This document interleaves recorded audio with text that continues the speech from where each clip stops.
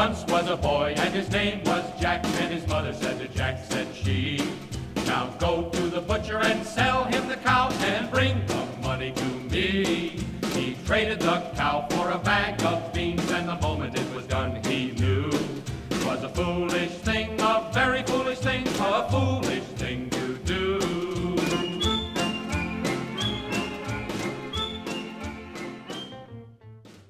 Jack and the Beanstalk. This is an old, old fairy tale. Once upon a time there lived a poor widow and her son, Jack. All they had to live on was the milk that their cow, Milky White, gave every morning. But one morning, Milky White gave no milk, and they didn't know what to do. Jack's mother told him to sell the cow. So Jack went to the market, and on the way he met a strange man who wanted to buy his cow. Jack asked, "What will you give me in return for my cow?" The peculiar man answered, "I will give you 5 magic beans." Jack took the magic beans and gave the man the cow. But when he reached home, Jack's mother was very angry. She cried, "You fool! He took our cow and gave you some beans?" She threw the beans out the window. Jack was very sad and went to sleep without dinner. When Jack woke up the next morning, he looked out the window and saw that a huge beanstalk had grown from his magic beans. Using the leaves and twisty vines like the rungs of a ladder, Jack climbed and climbed until at last he reached the sky. When he got to the top, he found a long road winding its way through the clouds to a tall castle off in the distance. There in the kingdom in the sky lived a giant and his wife. Jack ran up the road toward the castle, and just as he reached it, the door swung open to reveal the giant's wife. Jack asked, "Could you please give me something to eat? I'm so hungry." The kind wife brought him to the kitchen and gave him some bread and milk. Jack had only taken a few bites when the whole house began to tremble with the noise of someone coming. Thump, thump, thump.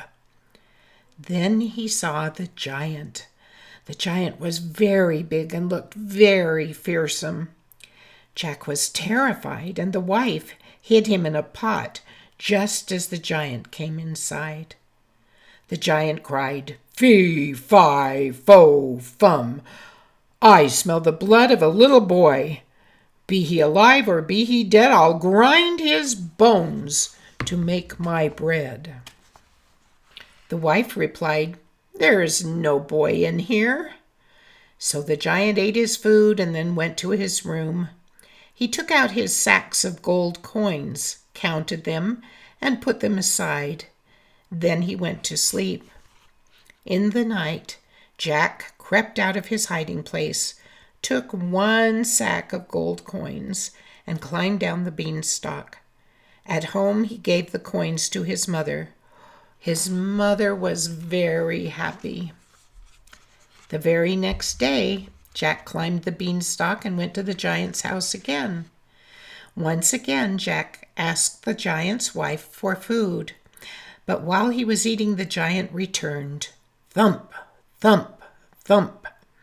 Jack leapt up in fright and hid under the bed. The giant cried, "Fee, fi, fo, fum! I smell the blood of a little boy. Be he alive or be he dead, I'll grind his bones to make my bread." The wife said, "There is no boy in here." So the giant ate his food and went to his room. There he took out a hen. He shouted, "Lay!" and the hen laid a golden egg. When the giant finally fell asleep and the house shook with his snores, Jack tiptoed out of his hiding place, took the hen, and climbed down the beanstalk. Jack's mother was very happy with him, for the hen would make them rich once more. After some days, Jack once again climbed the beanstalk and went to the giant's castle. For the third time, Jack met the giant's wife and asked for some food. Once again, the giant's wife gave him bread and milk. But while Jack was eating, the giant came home. Thump, thump, thump. Jack quickly hid in a wardrobe. Fee, fi, fo, fum, I smell the blood of a little boy.